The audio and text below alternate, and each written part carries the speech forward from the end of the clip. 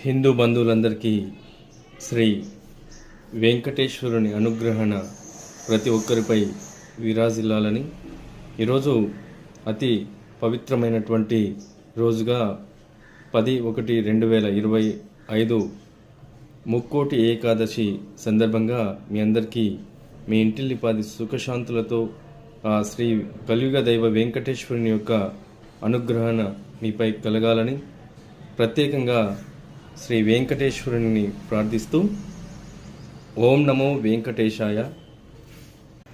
తిరుమలలో మొన్న జరిగిన సంఘటన చాలా అతి బాధాకరమైనటువంటి విషయం. మరెప్పుడు భవిష్యత్తులో అలాంటి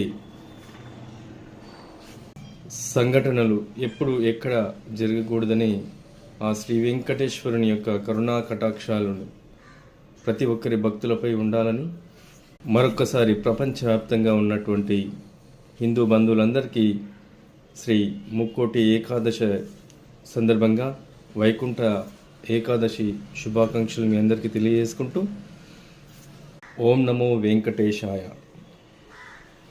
అల్లా తత్వమున అల్లారు ముద్దుగా అలరాడు అందాల చంద్రుడెవడు, ఆనందనందనుడు అమృతరస చందనుడు శ్రీరామచంద్రుడు కాక ఇంకెవ్వరు, తాగరా శ్రీరామ నామామృతం,